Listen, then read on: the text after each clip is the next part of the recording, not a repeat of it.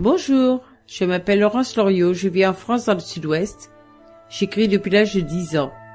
Le roman que vous allez entendre sur Belle Rive Radio et qui s'intitule Marie, le combat du cœur, est inspiré d'une histoire vraie.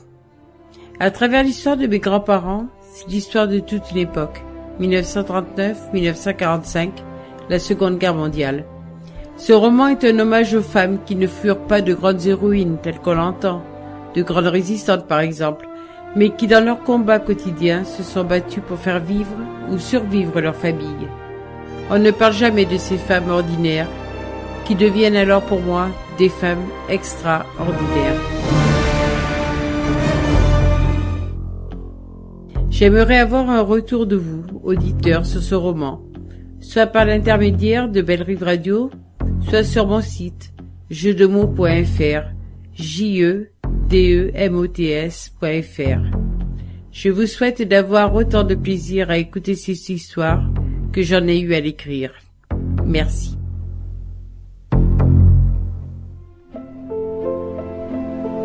Belle Rive Radio vous présente en exclusivité un roman de Laurence Loriot intitulé Marie, le combat du cœur. Voici maintenant votre lectrice Nadine Berthet.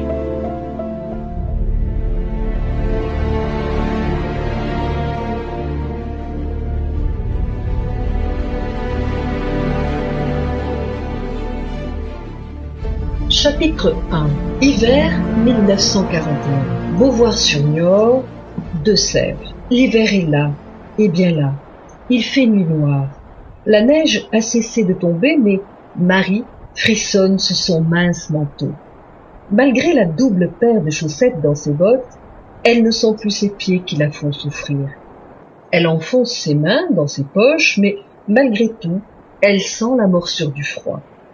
Elle n'a qu'une envie, rentrer chez elle, retrouver son mari et sa petite fille, qu'elle a laissée seule à la maison pour se retrouver en pleine nuit au milieu de cette immense forêt qu'est la forêt de Chizé. Les arbres, d'immenses hêtres, se dressent devant elle, menaçants.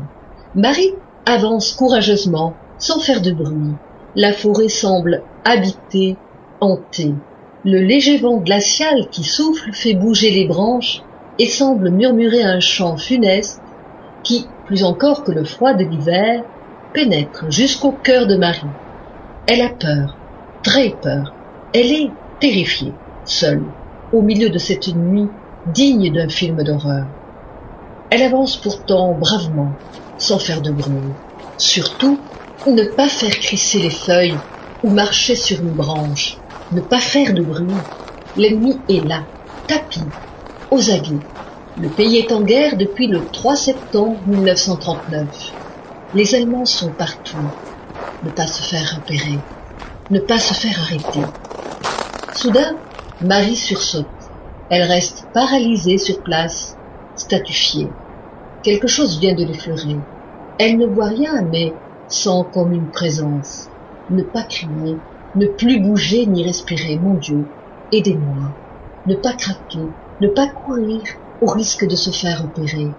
Les battements de son cœur résonnent si fort dans sa poitrine qu'elle a l'impression qu'on peut l'entendre résonner dans toute la forêt. Le ululement d'un hibou retentit aussitôt. Ce n'est qu'un frôlement d'ailes qui a dû l'effleurer. Nul autre bruit ne se fait entendre. Marie s'adosse à un tronc d'arbre et prend le temps de se remettre de ses émotions avant de continuer son chemin, pourvu qu'elle ne se perde pas. Elle pense à son cher mari et à sa petite Christiane. Elle doit être courageuse. Si elle est là au milieu de la nuit, c'est pour eux. Elle doit trouver de quoi les nourrir et notamment de la viande. François, son mari, a été libéré le 26 août de cette année après 14 mois de captivité. Il revient du stalag 6G, n'a plus que la peau sur les os, tient à peine debout. Le docteur lui-même ne s'est pas montré très optimiste.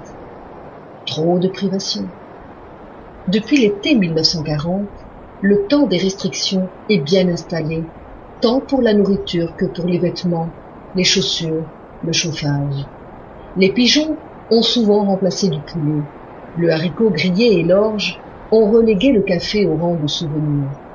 Chaque Français reçoit désormais de la mairie des cartes de rationnement avec son nom. Des tickets sont joints par feuilles périodiquement renouvelables. En échange des produits fournis, les commerçants prélèvent ceux qui correspondent aux achats. Malgré tout, il est très difficile, voire impossible de trouver certaines denrées alimentaires. Il en va ainsi de la viande, du beurre, et dire que les Allemands basés à Beauvoir-sur-Niort, la petite ville où elle habite, graissent les chenilles de leurs chars avec ce beurre si précieux sous le nez de la population. Ce beurre, cet or jaune, si nécessaire à la croissance de sa petite Christiane et à son cher François. À cette pensée, elle frémit de rage, et sa détermination reprend le dessus. Dieu merci. Elle connaît une fermière qui lui en fournit en douce, et c'est sa puce qui le fait passer dans son petit cartable.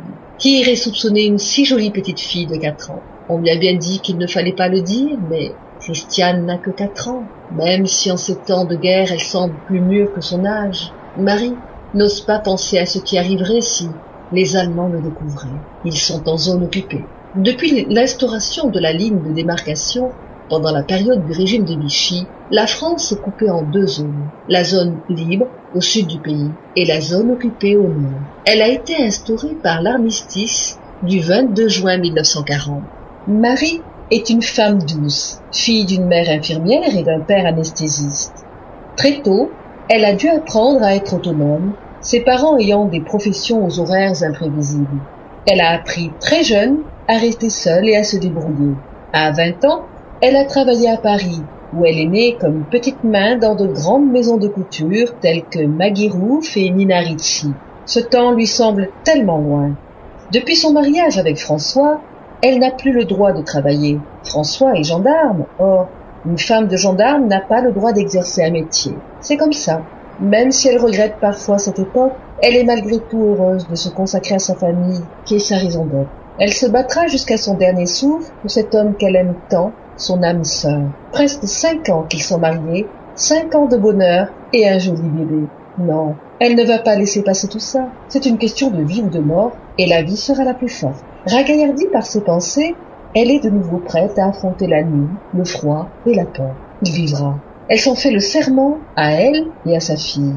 Il est hors de question que cette dernière grandisse sans son papa. Silhouette frêle, c'est une femme forte et déterminée qui repart d'un pas plus assuré. Vite en finir et rentrer.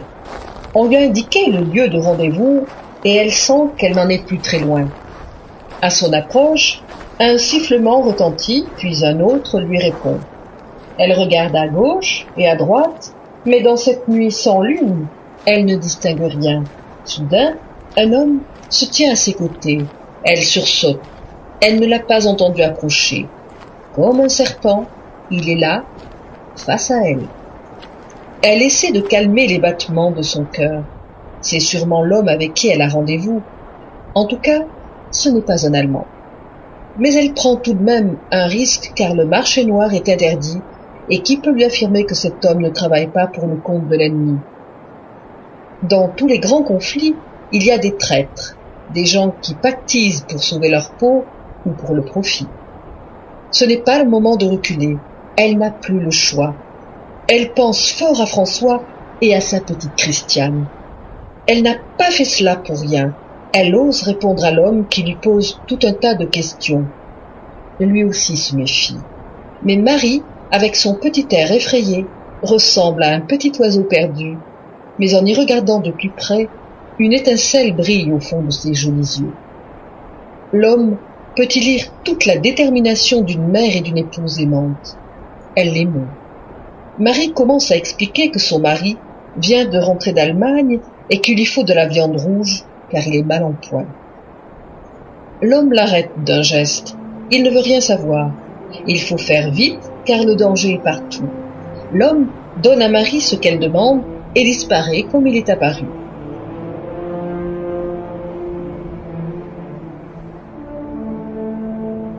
De retour chez elle, Marie retrouve la maison endormie. La petite Christiane s'est blottie dans les bras de son papa et dort comme un petit ange. Marie sent les larmes monter à ses yeux. Après la peur de ne plus revoir son amour, Les voilà de nouveau réunis. Mais ce bonheur est encore si fragile.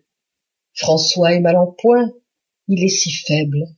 Mon Dieu, faites qu'il vive, s'il vous plaît. Le poêle à charbon diffuse encore une douce chaleur. Marie se réchauffe peu à peu. Puis, lasse, elle laisse ses larmes couler tout doucement sur ses joues.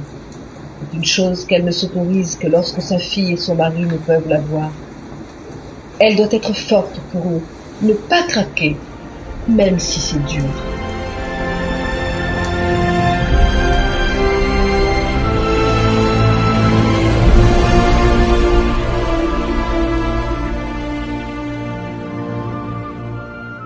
La suite du roman Marie le combat du cœur sur Belle Rive Radio, demain.